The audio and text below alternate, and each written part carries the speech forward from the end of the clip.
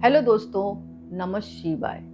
दोस्तों, सावन का पवित्र महीना लगने वाला है और इसका जो मंगलवार है वो भी बहुत खास है। जो कि मंगलवार इसलिए खास है क्योंकि इस दिन मंगला गौरी का व्रत किया जाता है।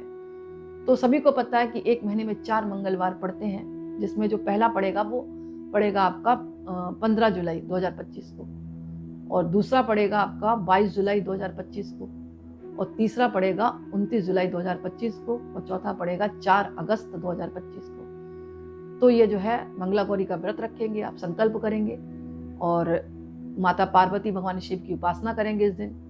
लेकिन कथा जरूर सुननी चाहिए, कथा के बगैर पूर्ण पूजा का फल प्राप्त नहीं होता। बस एक बात का ध्यान रखना है, जब माँ मंगला गौरी की आप पूजा कर रहे हैं तो आप जो है 16 श्रृंगार की सामग्री माँ को अर्पण जरूर करें चुनरी के साथ, क्योंकि ये अखंड सौभाग्य का व्रत है।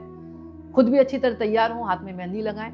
वैसे सावन के पूरे महीने आप मेहंदी लगा कर रख सकते हैं, क्योंकि बड़े बड़े त्योहार आते हैं, हरियाली दी जाती है, काफी त्योहार आते हैं, रक्षाबंधन आता है। तो ये पूरा महीना जो है पूजा पाठ के लिए, दान पुण्य के लिए महत्व रखता है। पर अगर आप मंगला गौरी का व्रत रख रहे हैं तो कथा का श्रवण आप जरूर करें। कथाओं में मतभेद हो सकता है, लेकिन एक कथा मुझे जो समझ में आ रही है वो इस प्रकार है, तो आप संशय मन में ना लाएं।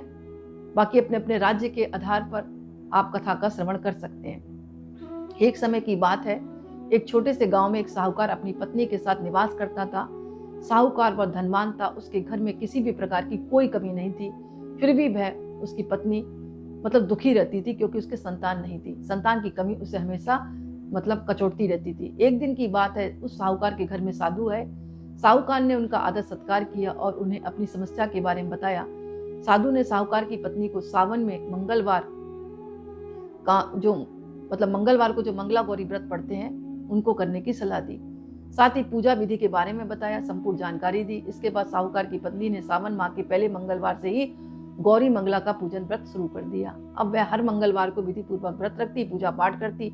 इस प्रकार उसने कई महीनों तक ये व्रत किया। एक दिन उसकी धर्मनिष्ठ से प्रसन्न होकर माता पार्वती ने उस जो महिला थी ना, पूजा किया करती थी, तो उनसे प्रसन्न होकर माता पार्वती ने भगवान शिव से साहूकार और उसकी पत्नी को संतान प्राप्ति का वरदान देने के लिए कहा। साहूकार को उस रात सपने में एक दिव्य शक्ति ने दर्शन देकर कहा कि एक आम के पेड़ के नीचे भगवान गणेश की मूर्ति विराजमान है, तुम उस पेड़ से आम तोड़कर अपनी पत्नी को खिला दो, इससे तुम्हें संतान प्राप्ति का सुख मिलेगा। साहूकार ने अगले दिन सुबह उठकर अपनी पत्नी को इस सपने के बारे में बताया। वह उस आम के पेड़ को ढूंढने निकल पड़ा। काफी समय तक ढूंढने के बाद आखिरकार साहूकार को वह आम का पेड़ मिला, जहाँ भगवान गणेश की मूर्ति विराजमान थी। उसने आम तोड़ने के लिए उस पेड़ पर पत्थर मारना शुरू कर दिया। पत्थर फेंकने से एक आम तो टूटकर नीचे गिरा, लेकिन गलती से एक पत्थर जाकर भगवान गणेश की प्रतिमा को लग गया।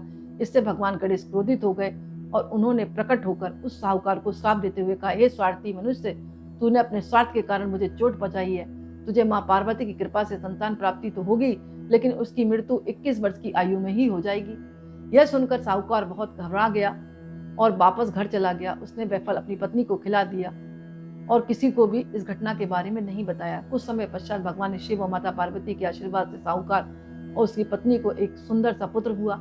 इससे उन दोनों के जीवन में खुशी का ठिकाना न रहा, लेकिन साथ ही साहूकार को इस बात में चिंतित था, उसके मन में चिंता बैठ गई थी कि उसका पुत्र अल्पायु है, क्योंकि भगवान श्री गणेश ने श्राप दे दिया। देखते ही देखते वह बालक 20 वर्ष का हो गया। व्यापार अपने पिता के साथ हाथ बटाने लगा। एक दिन घर लौटते समय साहूकार पेड़ की छांव में तालाब के किनारे बैठकर अपने पुत्र के साथ भोजन करने लगा। तभी वहां कमला और मंगला नामक 2 कन्याएं कपड़े धोने के लिए आईं।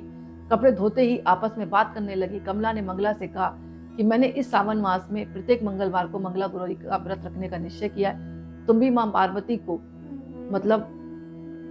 समर्पित ये व्रत अवश्य करो, इससे माता पार्वती प्रसन्न होंगी और आप पर उनकी कृपा दृष्टि बनी रहेगी।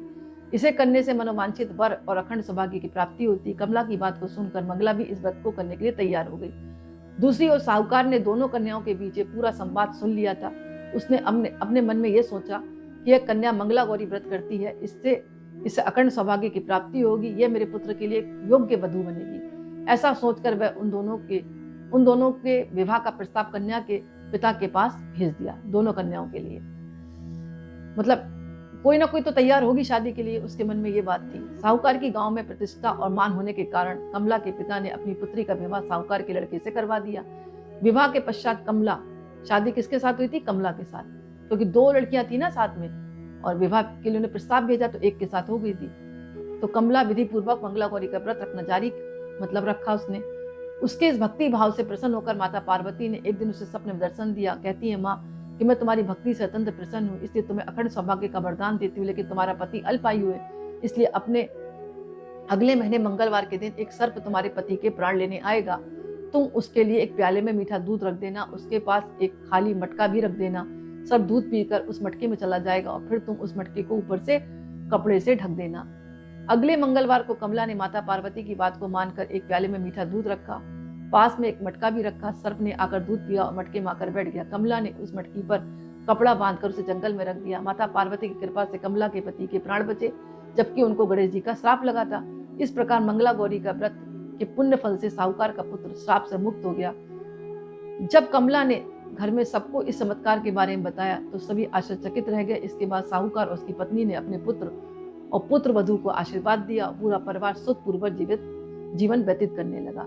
तो ये कथा आती है कि इस दिन जो है, जो व्यक्ति मंगलवार का व्रत रखता है, मंगला गौरी का व्रत मंगलवार के दिन पढ़ने वाला, तो उसको अखंड सौभाग्य का वरदान प्राप्त होता है, जैसा कि कथा में उल्लेख है।